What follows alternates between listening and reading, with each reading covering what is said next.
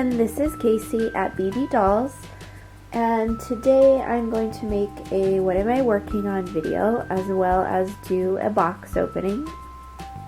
And I apologize, I have a cold, and so I'm drinking some lovely cold tea with echinacea.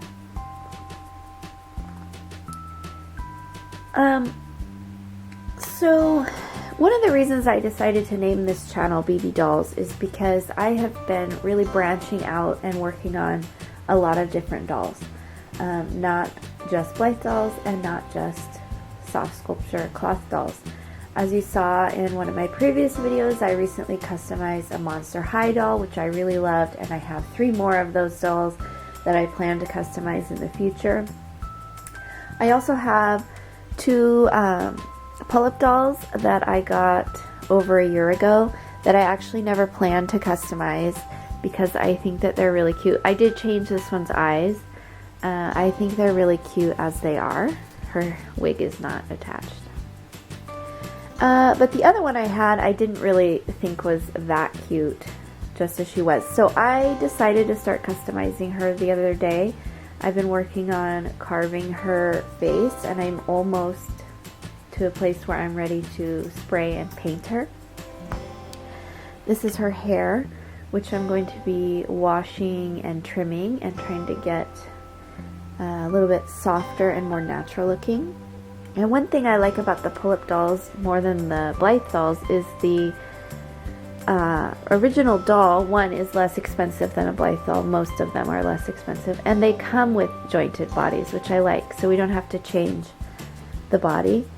One real difference from Blythe is that they only have 1 pair of eyes and they don't change, they just go back and forth. But you still can take out the original eyes and change them. So I am working on a pull-up doll. I'm really excited to see what she's going to look like. And I will definitely show you guys as we go along. So kind of in that theme of things, I have a box opening. So I've really been sort of getting into the whole BJD community, which means ball jointed doll. There's so many different kinds, so many different materials, but what I've been really curious about, most of the ball jointed dolls are resin, and what I've really been thinking about is the customizing part of things. So a lot of ball jointed dolls are very, very expensive to start out with, and I'm assuming that's because they're made in resin. Some of it's because of the artist making it, some of it's because of the material. But I wanted to see what other options customizers have for customizing different kinds of dolls. For example, pull-up dolls, Monster High dolls, because there are not very many companies that, well, there's really no one except Pull-Up that makes a kit for customizers, and that's something I'm kind of interested in.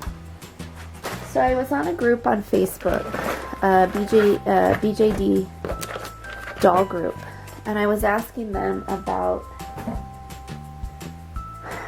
what kind of inexpensive dolls there are to customize, and I was given a suggestion to check out this shop, the Junkie Spot, and it's a US based company, which is really nice because so many of these ball jointed dolls come from overseas. So this is a US company, and they have pretty inexpensive dolls to choose from, and they're blank. So when you get them, you should be able to customize them. So I ordered one to see, there's a little candy, to see what it would be like and see what the plastic is like and see if I could customize it. So it came today, and it's this little tiny doll.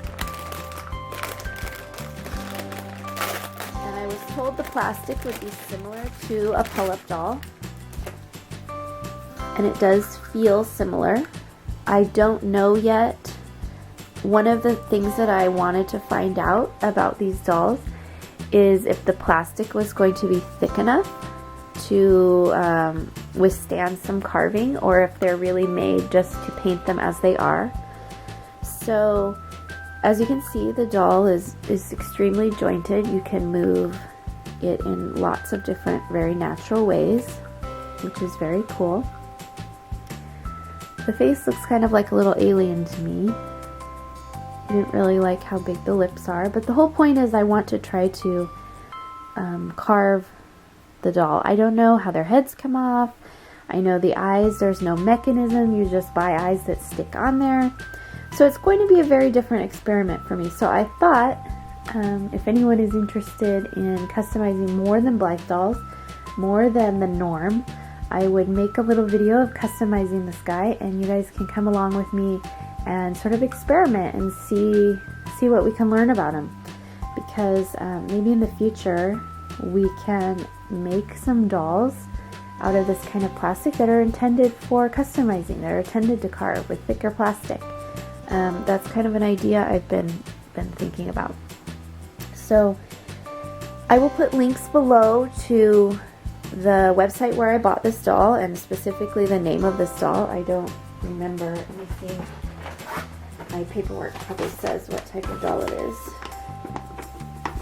It's a Kuju or Kojo, no, C-O-J-O-O, apricot open eye blank.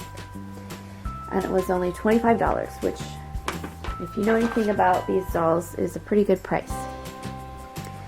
So, coming soon, I will be making videos of experimenting with this doll and customizing it. So I'm really not sure how. Let's try to take the head off first, because it would be nice.